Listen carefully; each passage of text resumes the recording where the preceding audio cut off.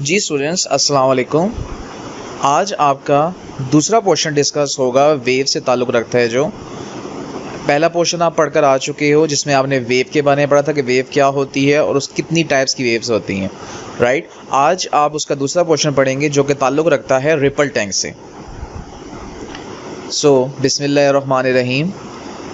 तो क्वेश्चन आपका कुछ यूँ बनता है कि what is ripple tank, explain the construction and working of a ripple tank, what is meant by reflection of waves, refraction of waves and diffraction of wave, explain with the help of ripple tank with respect of to water waves, right। यहाँ पर आपने ripple tank को define करना है, आपने उसकी construction और उसकी वर्किंग के बारे में डिस्कस करना है, और फिर आपके पास ये जो क्वेश्चन है ये तीन तरीके से आ जाता है। पहला पोर्शन मैंने आपको बता दिया कि रिपल टैंक क्या होता है, उसकी कंस्ट्रक्शन और उसकी वर्किंग के बारे में।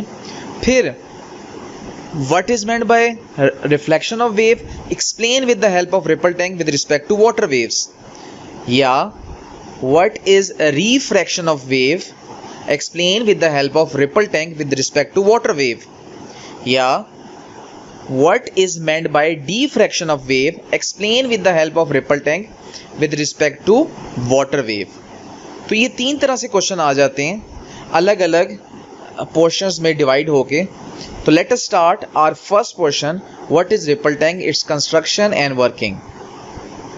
So ripple tank is a device to produce water waves and to study their characteristics। तो ripple tank एक ऐसी मशीन का नाम है जिससे हम water waves यानी पानी में पैदा होने वाली waves को डिस्कस करते हैं और उसके characteristics यानी उसकी properties को डिस्कस करते हैं, right। कंस्ट्रक्शन एंड वर्किंग पे आते हैं। This apparatus consists of a rectangular tray having a glass bottom and is placed nearly half meter above the surface of a table, right। इसके अंदर क्या क्या चीज़ें होती हैं। नंबर वन, एक रेक्टेंगुलर ट्रे होती है, एक ग्लास बॉटम होता है जो कि एक टेबल से हाफ मीटर अबव रखा जाता है। आपको आगे एक डायग्राम से वो मज़ीद अच्छी समझ आ जाएगी। So this is the diagram. अब अगर डायग्राम को आप देखें तो यहाँ पर एक टेबल है, ठीक है, एक पावर सप्लाई है, एक शैलो टैंक ऑफ वाटर है, यहाँ पर एक वाटर का एक टैंक होता है, एक ऑस्किलेटिंग पैडल है, ठीक है। ऑस्किलेटिंग पैडल यानी यहाँ पर एक मोटर लगाई गई होती है। Secondly, wave pattern on viewing the screen और टेबल, बिल्कुल लास्ट में आप देख रहे हैं तो यहाँ पर एक वेव पैटर्न दिया हुआ है, एक स्क्रीन दी होती है, ठीक है, एक पेपर होता है या एक स्क्रीन होती है जहाँ पर जो ऊपर से जो वेव्स होती हैं उनको स्टडी किया जा रहा होता है कि वेव्स कैसी पैदा हो रही हैं और वेव्स को ऑब्जर्व किया जा रहा होता है।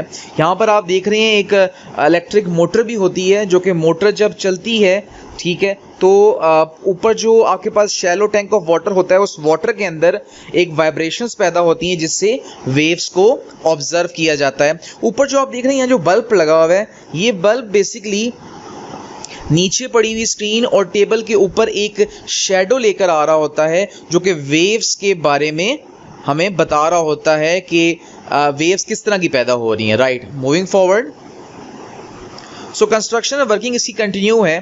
Waves can be produced on the surface of the water present in a tray by means of vibrator, right। यानी वेव्स को कैसे प्रोड्यूस कैसे पैदा किया जाता है, on the surface of the water. जैसा कि आपको बताया था डायग्राम के अंदर कि यहाँ पर एक शैलो टैंक ऑफ वाटर होता है, यानी इसी वाटर के ऊपर रहते हुए हम वेव्स को प्रोड्यूस करते हैं by means of vibrator paddle. यानी यहीं पर जो ये वाइब्रेटर पैडल है ये बेसिकली एक इलेक्ट्रिक मोटर है जो कि चलाई जाती है तो वाटर के अंदर वेव्स प्रोड्यूस होती हैं, right. This vibrator is an oscillating electric motor. जैसे कि मैंने आपको बताया कि जो वाइब्रेटर है ये एक इलेक्ट्रिक मोटर होती है fixed on a wooden plate. आप ये देख रहे हो ये एक वुडन प्लेट के ऊपर फिक्स की हुई है। ये देख रहे हैं आप, एक वुडन प्लेट है, एक लकड़ी की बनी हुई प्लेट है। जैसे कि आपके घरों के अंदर एक वुडन प्लेट के ऊपर आपकी जो है ना वो इलेक्ट्रिक मोटर्स जो है ना वो रखी जाती हैं, okay.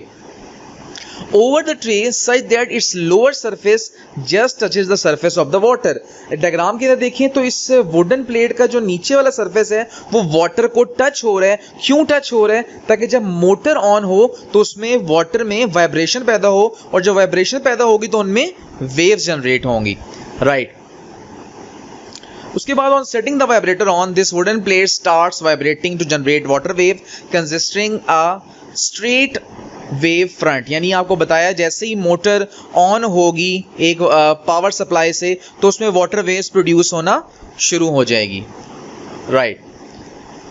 An electric bulb is hung above the tray to observe the image of the water wave on the paper or screen। एक इलेक्ट्रिक बल्ब जैसे डायग्राम के अंदर आपको बताया गया था, आप डायग्राम में देख सकते हैं, वो ऊपर लगाया जाता है जिससे हम एक वाटर वेव का जो इमेज है वो जो नीचे पेपर पड़ा हुआ या स्क्रीन पड़ी होती है या पेपर पड़ा होता है उसके ऊपर जो वाटर वेव के जो इमेजेस बन रहे होते हैं वो बल्ब जो है ना उससे हम उसको ऑब्जर्व कर रहे होते हैं।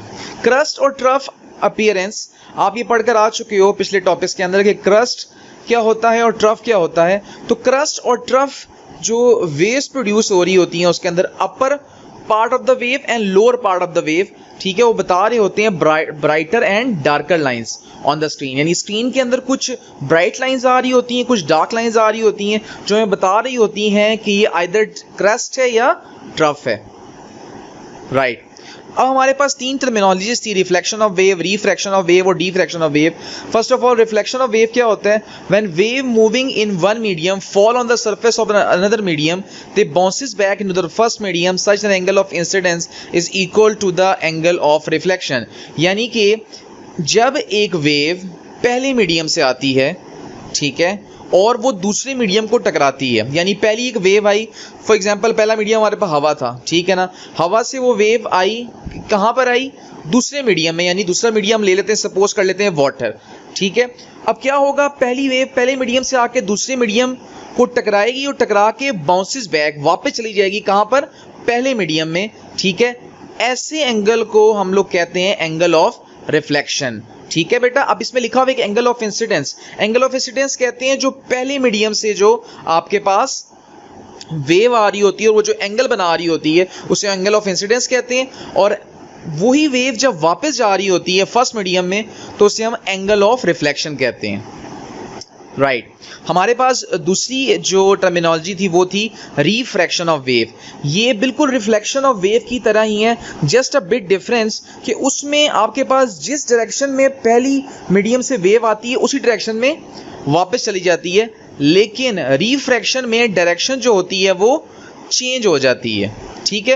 यानी रिफ्लेक्शन में डायरेक्शन चेंज नहीं होती, जिस मीडियम से आती है उसी मीडियम में बिल्कुल उसी डायरेक्शन में वापस चली जाती है, लेकिन रिफ्रैक्शन में डायरेक्शन सिर्फ चेंज हो जाती है, बाकी फिनोमेना सेम है, right. Last, diffraction of wave, the bending और spreading of wave around sharp edges और कॉर्नर ऑफ ऑब्स्टिकल और slit is called diffraction. Diffraction क्या होता है? ये ऐसी वेव्स होती हैं कि जिनके सामने जब रुकावट आ जाए तो या तो अपने आप को बेंड कर देती हैं या स्प्रेड यानी फैल जाती हैं।